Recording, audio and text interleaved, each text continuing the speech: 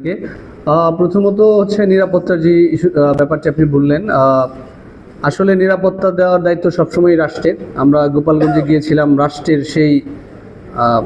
রাষ্ট্রের নিরাপত্তার প্রতি ভরসা রেখে। সেই জায়গায় আইন শৃঙ্খলা রক্ষাকারী বাহিনী অবশ্যই শুরুর দিকে ব্যর্থতার পরিচয় দিয়েছে। ব্যর্থতার পরিচয় না দিলে আমরা নির্বিঘ্নেই সেখানে পথসভা করে চলে আসতাম, কারণ সারা দেশে আমরা নির্বিঘ্নে স্বতঃস্ফূর্তভাবে পথসভা করেছি। সারা দেশের মানুষ যে জেলায় গিয়েছি তারা সাদরে গ্রহণ করেছে, তারা গণঅভ্যুত্থানের নেতৃত্বের প্রতি তারা স্নেহ ও সম্মান দেখিয়েছে এবং তারা স্বতঃস্ফূর্তভাবে পদযাত্রায় অংশগ্রহণ করেছে।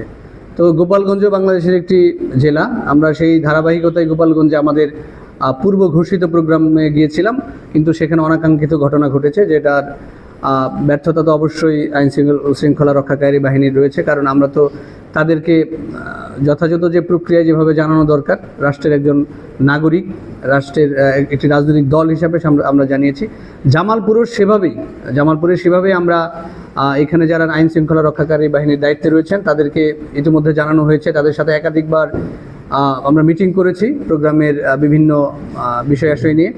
তো আমরা আশাবাদী, জামালপুর একটি শান্তিপূর্ণ জেলা, এখানে রাজনৈতিক সহাবস্থানের একটি ইতিহাস রয়েছে।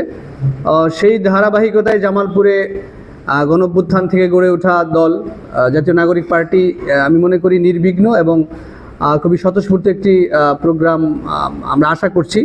এবং আমরা আমাদের রাজনৈতিক যারা অন্যান্য দল যারা রয়েছেন তাদের প্রতিও আমাদের আহ্বান, আমরা এই জেলায়, জামালপুর জেলা একটি শান্তিপূর্ণ জেলা হিসাবে আমরা সহাবস্থানের ভেতর দিয়ে আমাদের রাজনৈতিক কার্যক্রম পরিচালনা করব এবং আমরা এই একে অপরের প্রতি সহমর্মী হব, এটাই আমার প্রত্যাশা আর কি।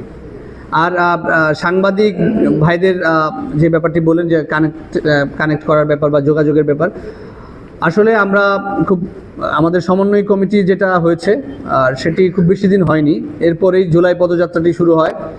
তো যার ফলে ইতিপূর্বে বৈষম্য বিরোধীর আপনারা অত্যন্ত দারুণভাবে বলা যায় আমাদের সাপোর্ট করেছেন। না হলে আসলে বৈষম্য বিরোধীর যে আন্দোলন, সেটি যদি সাংবাদিকদের প্রত্যক্ষ সহযোগিতা না থাকতো সেটি বেগবান হতো না।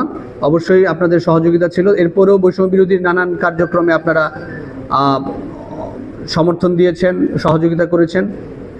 এখন যেটি হয়েছে, আমাদের সমন্বয় কমিটিটি হয়েছে খুব অল্প দিন, যার ফলে আমাদের যে উইংগুলো, যে মিডিয়া নিয়ে কারা কাজ করবে বা আমাদের প্রচার নিয়ে কারা কাজ করবে, তো এই উইংগুলি এখন আমরা গঠন করতে পারিনি, যার ফলে এই সমন্বয়হীনতা। আমরা আশা করব আমাদের এই পদযাত্রাটি হয়ে গেলে আমরা আমাদের সমন্বয় কমিটির এই দায়িত্বগুলো বন্টন করব এবং ইতিমধ্যে একটি হোয়াটসঅ্যাপ গ্রুপ রয়েছে। আপনারা যেহেতু সাংবাদিকতার সাথে আছেন, বেশি সবাই হোয়াটসঅ্যাপ আছেন, তো আমরা ওই গ্রুপটিকেই সচল করব। আমরা আশা করব যে আমরা যখন কোনো কিছু দিব আপনারা একটু রেসপন্স করবেন, তাহলে বুঝবো যে আপনারা দেখতেছেন, একটা লাইক দিলেও বোঝা যায় যে আপনারা দেখতেছেন। তো এই আর কি, পরস্পর সহযোগিতার মাধ্যমে আমরা আসলে আপনাদের সহযোগিতার মাধ্যমে আমরা আমাদের রাজনৈতিক কর্মকাণ্ড জামালপুরে পরিচালনা করতে পারবো।